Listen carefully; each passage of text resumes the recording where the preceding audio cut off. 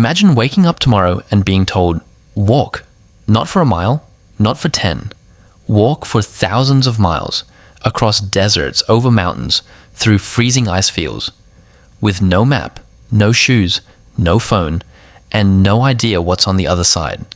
No car, no plane, no horse even. Just your own 2 legs and the will to survive. Sounds impossible, right? But this is exactly what your ancestors did. Not once, not for a few years, for thousands and thousands of years. And by the end of this video, you're going to understand something that will completely change the way you look at every road, every car, every airplane ticket you've ever booked. Stay till the end, because the last part of this story will completely change how you think about ancient humans and how you got here at all. So let's start with the big question. How did humans go from living in one small patch of land in Africa to literally every continent on Earth?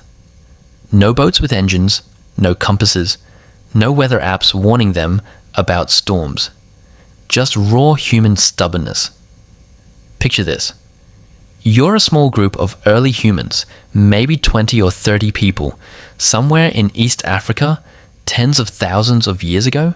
Food is running low. The land is drying up. Somebody in your group looks toward the horizon and says, there might be something better over there. And that's it. That's the entire plan. No backup, no rescue team, just walking toward the unknown because staying put means starving. Now here's where it gets wild. These early humans didn't just walk a little bit and settle down. Over generations, they kept pushing further. A group would settle somewhere for a while, have children, and then some of those children would keep moving. Like a slow-motion relay race that lasted thousands of years, with each generation passing the baton just a little further down the road. Within tens of thousands of years, humans had walked out of Africa, across the Middle East, into Europe, across Asia, and eventually all the way to the tip of South America. Think about that distance. That's not a road trip. That's not even close to a road trip. That is tens of thousands of kilometers covered on foot over generations with zero modern tools. But walking wasn't even the craziest part. Here's something that sounds made up but is completely real. At certain points in history, huge amounts of the world's water were frozen into massive ice sheets.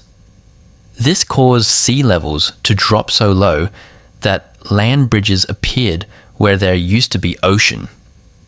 Imagine walking along, and where today there's a giant sea separating 2 continents. Back then, it was just land, dry land. You could walk from Asia into North America without ever touching a boat. That's how humans crossed into the Americas. They literally walked across what is now the Bering Strait, because for a while, it wasn't a strait at all. It was solid ground. Now stop and think about how strange that must have felt. No signs, no borders, no idea you were even crossing from one continent to another. Just endless cold, wind, and the will to keep moving, because turning back wasn't really an option either. But it wasn't only about walking on land. Ancient humans also figured out something incredible early on: how to cross water they couldn't see the other side of. Some of the earliest evidence of human travel by sea comes from places like Australia. To get there, ancient people had to cross open water, real open water, not just a narrow river.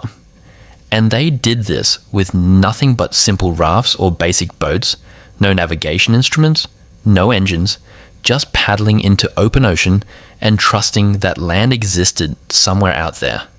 Imagine the terror and the courage of the very first person who pushed off from shore into water with no visible end, not knowing if they'd find land or just keep drifting forever.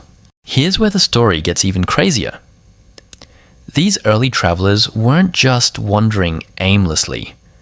Over time, they became incredibly skilled at reading the world around them like a survival manual. They watched the stars to figure out direction.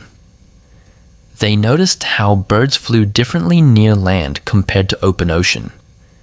They studied the patterns of ocean swells, the way waves bounced off unseen islands from miles away.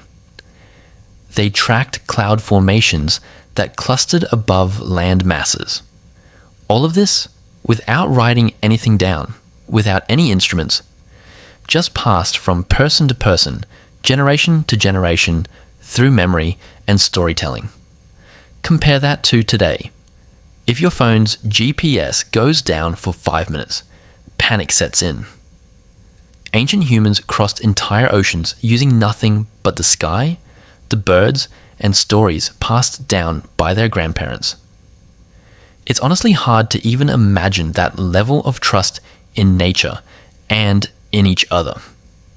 And it wasn't just about exploring for curiosity's sake. Every single journey was a life or death gamble.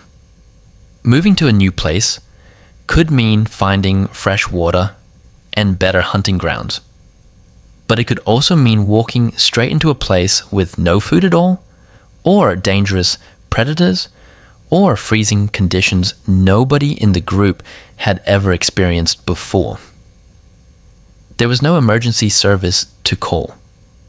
No way to turn back quickly if things went wrong.